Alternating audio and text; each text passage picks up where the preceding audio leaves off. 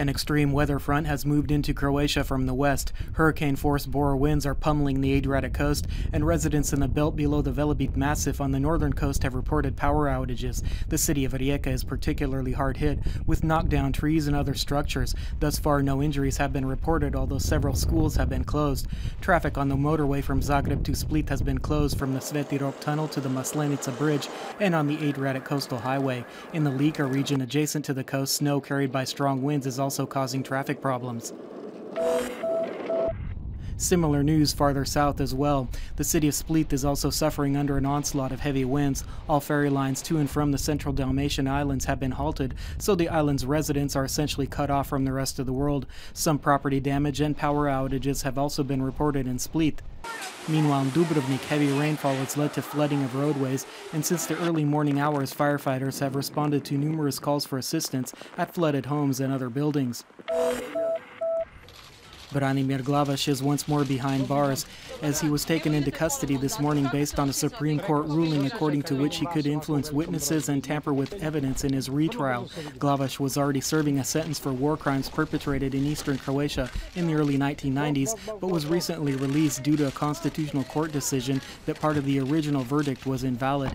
Glavaš's attorney said he will file an appeal, saying that this decision is not legal. In Parliament, MPs from the Croatian Democratic Party of Slavonia and which Glavaš founded, said the Supreme Court's ruling is unexpected and scandalous. At the beginning of a cabinet session this morning, Prime Minister Zoran Milanovic responded to proposals to devalue the national currency, the kuna, something that was mentioned at a recent economic conference organized by the largest parliamentary opposition party, the Croatian Democratic Union. Milanovic said that no games will be played with the national currency, adding that this is a mantra that has often been repeated over the past 20 years, which shows a fundamental lack of understanding for the overall economic situation.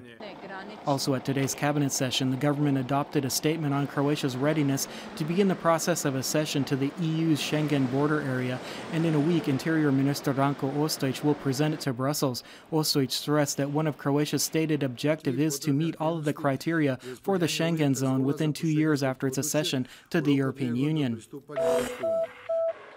In sports, in an all-Croatian match in the European Water Polo Champions League, Dubrovnik's Jug defeated Rijeka's Primorje 9-6. With this win, Jug now shares the top spot in Group B with Hungary's Sol Noki, as each have 15 points. And finally, the weather forecast for the rest of the day. Precipitation will abate in the westernmost regions, and skies may even partially clear up. Elsewhere, skies will remain overcast with occasional precipitation. More abundant rainfall can be expected in the south, while snow will fall at the higher elevations, as well as snow mixed with rain in the southern interior and the easternmost regions. Gale force and even hurricane strength Bora winds will blow all down the coast. The sea surface will be turbulent with medium to high waves. Today's temperatures range from 2 to 7 degrees Celsius inland and from 6 to 11 degrees on the coast. Conditions inland will settle tomorrow as precipitation will subside and skies will clear up. Even so, moderate northeasterly winds will continue to blow. Skies will be mostly clear on Saturday and Sunday, and winds should die down. Mornings will be frigid, while daytime temperatures will rise gradually. Strong and gale-force Bora winds will continue to hit the coast tomorrow. Rainfall is only expected in the extreme south, while skies elsewhere should clear up. The weekend will see mostly sunny skies, but with cooler temperatures. The Bora wind should abate by Saturday.